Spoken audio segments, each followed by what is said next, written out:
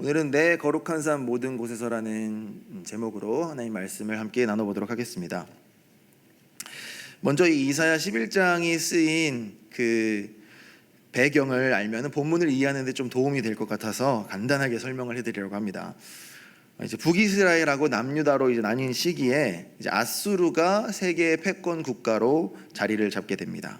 그래서 제국을 점점 넓혀가면서 9장 10장에서는 이제 아수르가 북이스라엘인 수도인 이 사마리아를 함락할 것을 이제 예언을 하고 있고, 이제 그런 강대국이 코앞에 다가와서 이제 북이스라엘은 망할 것이다, 이런 예언이 되어지고, 그리고 오늘 본문이 11절에서는 그럼에도 불구하고 남유다는 멸망하지 않을 것이다, 지켜주실 것이다, 이런 예언을 하고 있습니다. 근데 이런 예언을 들었을 때 정말 하나님께서 이 유다를 강력하게 하셔서 아수르를 대항할 만한 어떤 그런 힘을 주셔가지고 나라가 좀 부강하게 될 것이다 라는 생각을 하면 좋겠지만, 사실 이 현실은 아수르에게 조공을 바치면서, 그리고 그 후에는 이제 바벨론에게 조공을 바치면서 아주 근근히 명맥을 이어나가는 그런 나라로서 어떻게 보면 독립을 유지하는 유다의 모습을 볼 수가 있습니다.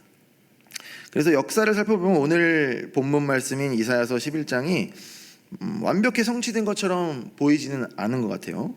그래서 내 거룩한 곳에서, 거룩한 삶 모든 곳에서 해됨도 없고 상함도 없을 것이라는 그 예언이 아수르의 침략 시대 때 정말 이루어졌는가 보면은 그렇지 않아 보인단 말이죠. 그리고 정말 이렇게 젖된 아이가 독사의 굴에서 장난을 치고 하는 모습도 볼 수가 없으니까 하나님 말씀이, 하나님의 예언의 말씀이 이루어지지 않은 것인가, 이런 의문이 들기도 합니다.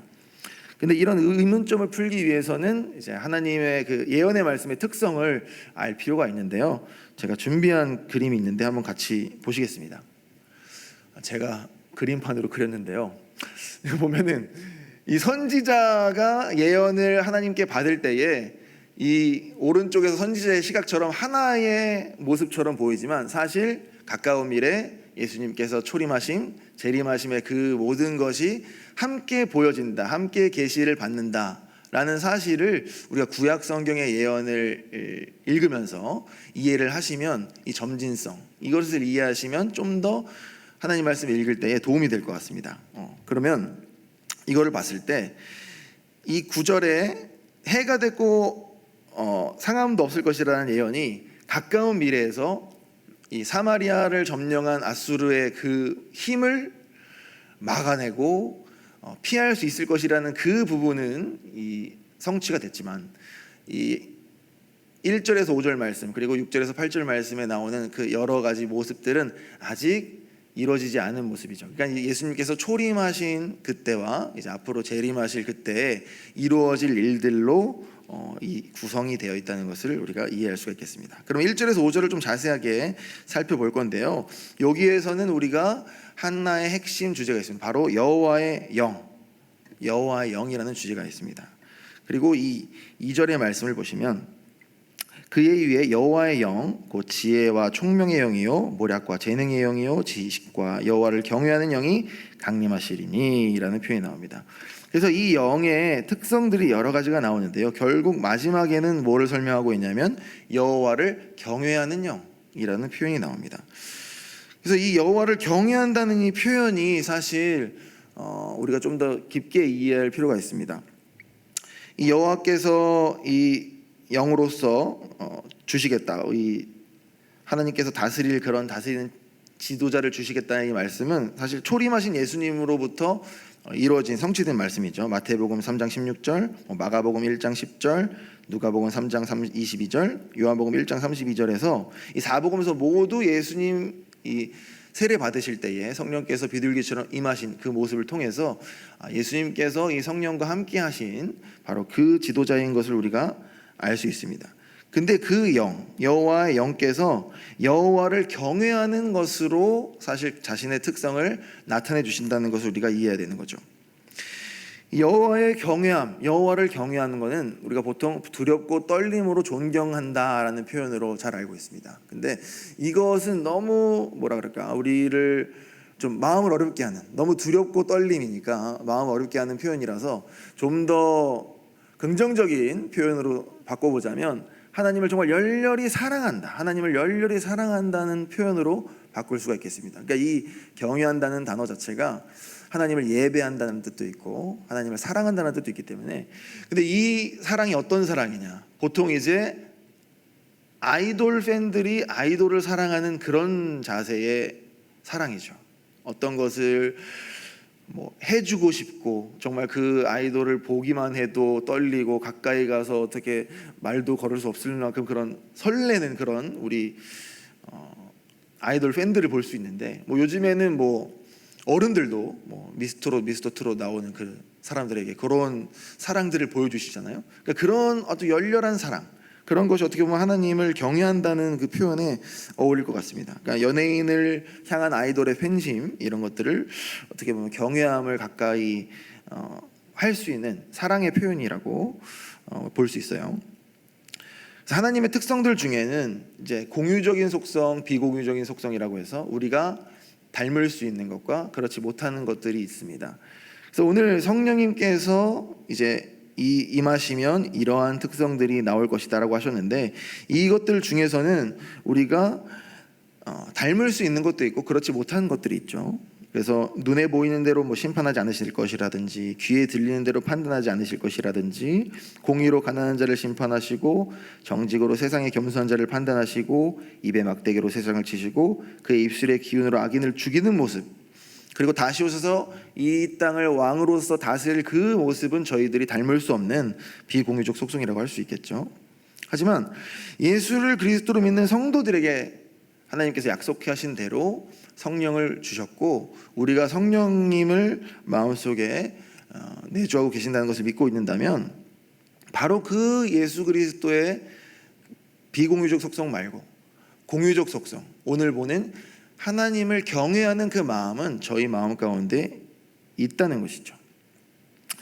성령님께서 함께 하시는 분들의 특성은 바로 그런 하나님을 경외하는 자세를 갖게 된다라는 겁니다.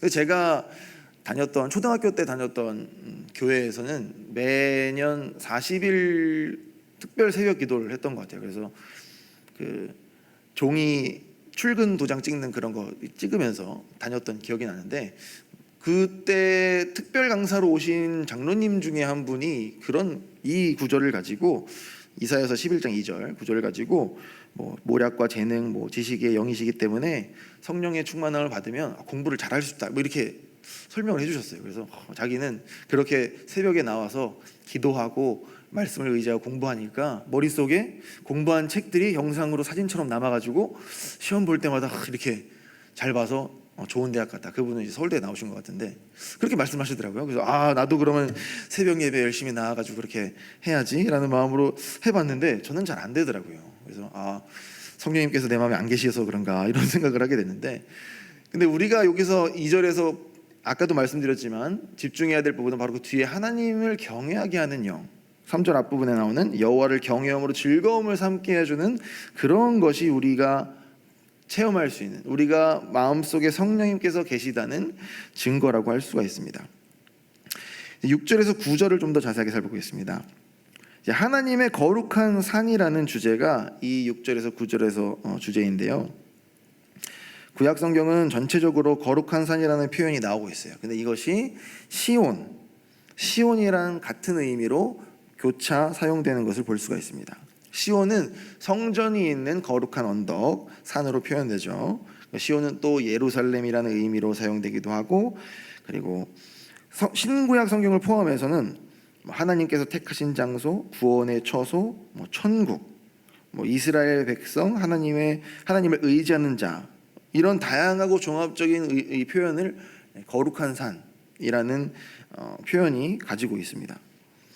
그러니까 9절에서 말하고 있는 이 내 거룩한 산 모든 곳에서가 정확하게 의미하는 것은 하나님께서 통치하시는 모든 곳을 뜻합니다. 그래서 6절에서 8절은 우리 주 예수 그리스도께서 재림하시는 그날 일어나는 그 천국의 모습을 묘사하고 있죠. 그러니까 그리스도께서 다시 오시면 그 크신 능력과 주권으로서 통치하시고 완벽하게 공의롭고 정의롭게 다스릴 것이라는 모습, 그리고 그 공의롭고 정의롭게 다스려지는 모습이 6절에서와 8절에서처럼 그런 평안하고 아름다운 모습일 것이다라는 것을 우리에게 알려주는 것이죠. 그래서 이 예언의 점진성으로 아까 보셨던 예언의 점진성으로 이 예언을 해석한다면 그리스도의 이제 초림과 십자가 사건 그리고 다시 오심 사이에 저희는 끼어 있습니다. 그래서 이것을 우리가 이미와 아직이라는 좋은 표현으로 잘 알고 있는 그런 시기를 저희가 살고 있는데요. 그럼 여기서 6절하고 9절에서 발견되는 이 모습 쪽에서 하나의 특성을 우리가 발견할 수가 있습니다. 어떤 특성이냐면요, 이 동물들의 본성이 바뀌는 것을 볼 수가 있어요. 그래서 이리, 표범, 사자, 곰, 독사와 같은 육식 동물들은 공격성이 강하고 다른 동물을 죽여서 자기의 목숨을 연명하는 그런 동물들인데, 이 동물들이 본문에 나오는 어린 양, 어린 염소, 송아지, 살찐 가축들, 암소, 어린아이 같은 자기들이 원래 음식으로 삼았던 그런 동물들에게 해를 가하지 않고 함께 사는 모습을 볼 수 있다는 거죠. 그러니까 이것은 본성을 거스린 모습이라는 것을 우리가 그림으로써 잘 볼 수가 있게 됩니다. 그럼 이것은 무엇을 의미하는 걸까요? 지금 우리가 살고 있는 이 땅에서 이러한 모습이 있지는 않습니다. 그렇다면 점진적으로 이루어지는 예언으로 봤을 때에 성령님께서는 이미 우리 마음 가운데 계셔서 그 말씀은 성취가 됐죠. 그러면 예수님께서는 사복음서를 통해서 이미 이 땅에 천국이 임하셨다라고 말씀하기도 했고, 내가 다시 올 때까지 기다리라라고 말씀하셨습니다. 그러니까 이 땅에 천국이 임했지만 또 임하지 않은 그런 모습, 저희 안에 성령님이 계시지만 또 오실 예수 그리스도를 기다리는 그런 모습, 이런 두 가지 모습이 있죠. 그러니까 내 거룩한 산 모든 곳은 하나님의 통치와 주권이 있는 그곳입니다. 하나님의 통치와 주권이 없는 곳은 없죠. 다 지금 온 우주를 다스리고 계신 분은 하나님이시기 때문에. 하지만 이것이 정확하게 의미하는 바는 하나님의 통치와 주권을 인정하는 사람이 있는 곳이 바로 내 거룩한 산 모든 곳이라는 것입니다. 누가 하나님의 통치와 주권을 인정합니까? 바로 예수를 그리스도로 믿고 자신의 죄를 십자가 앞에 내놓고 자신의 죄 때문에 통회하고 자복하는 예수를 믿는 성도들이 바로 하나님의 통치와 주권을 인정하는 자들이죠. 그 보혜사 성령님께서 내주하시는 그 사람들이 있는 곳이, 그 예수 그리스도를 믿고 성령으로 살아가는 그 모든 사람들이 있는 그 모든 곳이 바로 내 거룩한 산 모든 곳이라는 겁니다. 바로 사랑하는 성도 여러분께서 계신 그곳, 지금 예배를 드리고 계신 그 자리가 바로 하나님께서 계시는 거룩한 산 모든 곳입니다. 그곳에는 그럼 해가 됨도 없고 상함도 없을 것이라고 합니다. 하지만 우리가 있는 곳에는 아직 해됨도 있고 상함이 있는 것처럼 느껴지잖아요. 그럼 어떻게 그런 일들이 일어날 수 있을까요? 아까 6절에서 8절 육식동물들이 본성이 사라졌기 때문에 해됨도 없고 상함도 없게 되는 거죠. 그렇다면 우리에게 있는 그런 육식동물과 같은 본성, 그 추악한 죄성이 사라져야만 사실 우리에게 해됨도 없고 상함도 없어지는 겁니다. 그럼 우리에게 있는 여전히 남아있는 그 죄성을 우리는 어떻게 생각하고 있는지요? 그 우리의 추악하고 더러운 죄악을 가지고 정말 고민하고 하나님 앞에 나아와서 우리가 기도로서 우리 삶을 변화하고자 하는 그런 모습이 있습니까? 그렇다면 우리는 정말 하나님의 거룩한 모든 곳에서 성령 하나님의 인도하심을 받는 그런 성도들이겠죠. 오로지 예수 그리스도의 십자가의 희생, 그 거룩한 보혈을 의지하며 통회하는 마음으로 회개하는 방법, 그것이 유일하게 우리가 이 땅에서 해됨도 없고 상함도 없는 것을 체험할 수 있는, 그 말씀이 우리에게 성취될 수 있는 방법입니다. 이미 우리는 예수 그리스도를 믿음으로써 구원을 얻었고 죄사함을 받았죠. 이미 그렇습니다. 하지만 아직 우리 안에 있는 본성은 그렇지 않다는 겁니다. 그렇기 때문에 우리 안에 있는 성령님의 소욕을 따라서 살아야 되고 성령님의 말씀을 소멸하지 말아야 되는 그런 삶을 살아야 하는 거죠. 온전한 하나님의 나라, 천국을 사모하는 그런 사람들은 자신에게 아직 해결되지 못한 그런 죄성 때문에 회개하며 하나님 앞에 나아갈 수밖에 없습니다. 자신을 매일마다 십자가에 못 박고 부활하신 그리스도의 능력으로 매일매일 다시 하나님 앞에 살아나기 위해서 기도하죠. 세상과 인류에게 고통과 죽음을 준 것은 바로 죄입니다. 이 죄의 문제를 해결하시기 위해서 독생자 예수 그리스도 이 땅에서 오셨고 십자가에 못 박히셨죠. 그런 죄의 문제를 경히 여긴다면 우리가 과연 하나님의 나라를 소망하는 사람일까요? 죄의 문제로부터 자유함을 주시는 그 그리스도의 기쁨, 행복을 누리려면 우리가 이 땅에서 여전히 잔존해 있는 그런 죄의 세력들과 죄의 문제들, 그것에 대해서 고민하고 애통하고 기도할 수 있어야만 하겠습니다. 말씀을 정리하겠습니다. 오늘 본문 이사야 11장 1절에서 9절은 예수 그리스도께서 이 땅에 오심으로써 성취되었습니다. 먼저 초림하신 예수님께서 오시면서 성취된 부분들이 있죠. 하지만 완전한 성취는 재림하실 때, 예수 그리스도께서 재림하실 때 이루어질 것입니다. 예수 그리스도의 다시 오심을 사모하며 기다리는 자들에게는 오늘 본문이 이렇게 말씀하고 있죠. 전능하시고 거룩하신 예수 그리스도의 완벽한 다스림과 통치 아래 해됨도 없고 상함도 없는 천국을 소망하는 모든 성도들은 그 내주하시는 성령님의 인도하심에 따라서 나를 괴롭히고 있는 여전한 그 죄의 문제와 내 주변을 괴롭히고 있는 그 죄의 문제에 대해서 애통하고 그 죄의 문제를 해결하게 하기 위해서 오늘도 고민하고 기도한다는 것입니다. 그렇게 하는 것이 내주하시는 성령님의 인도하심을 따라 사는, 하나님을 경외하게 하는 그 영이 우리 마음 가운데 있다는 것을 알 수가 있는 것입니다. 우리 안에 계신 성령님께서는 공의와 정직과 성실을 사랑하시죠. 그리고 우리 안에 계신 성령님께서는 그 무엇보다도 하나님을 가장 열렬히 사랑하게 하시는 그런 영이십니다. 로마서 8장 26절 27절에는 이렇게 말씀하고 있죠. 이와 같이 성령도 우리의 연약함을 도우시나니 우리는 마땅히 기도할 바를 알지 못하나 오직 성령이 말할 수 없는 탄식으로 우리를 위하여 친히 간구하시느니라.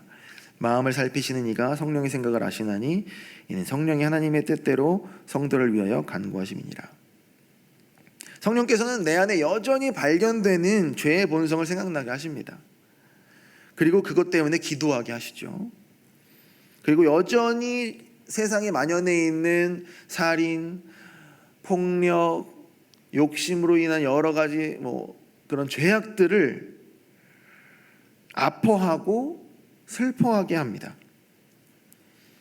죄의 문제 때문에 세상은 고통을 받고 있습니다. 세상에 만연한 고통과 아픔, 그런 구조적인 악들을 해결할 수 있는 것은 어떤 정치적인 아니면 사회 과학이 발전해서 기술이 발전해서 이렇게 해결될 수 있는 문제가 아닙니다. 바로 예수 그리스도의 복음이 이 땅에 충만할 때, 오늘 9절의 말씀처럼 물이 바다를 덮음같이 여호와를 아는 지식이 세상에 충만할 때에만 그런 세상에서의 고통과 아픔은 사라질 수 있게 되는 것이죠. 성령의 충만함을 입은 성도들은 그렇게 세상을 위해서 그 고통과 아픔의 문제를 해결하기 위해서 복음을 전하게 되는 것이죠. 유다서 1장 20절에서 21절은 이렇게 말합니다. 사랑하는 자들아, 너희는 너희의 지극히 거룩한 믿음 위에 자신을 세우며 성령으로 기도하며 하나님의 사랑 안에서 자신을 지키며 영생에 이르도록 우리 주 예수 그리스도의 긍휼을 기다리라.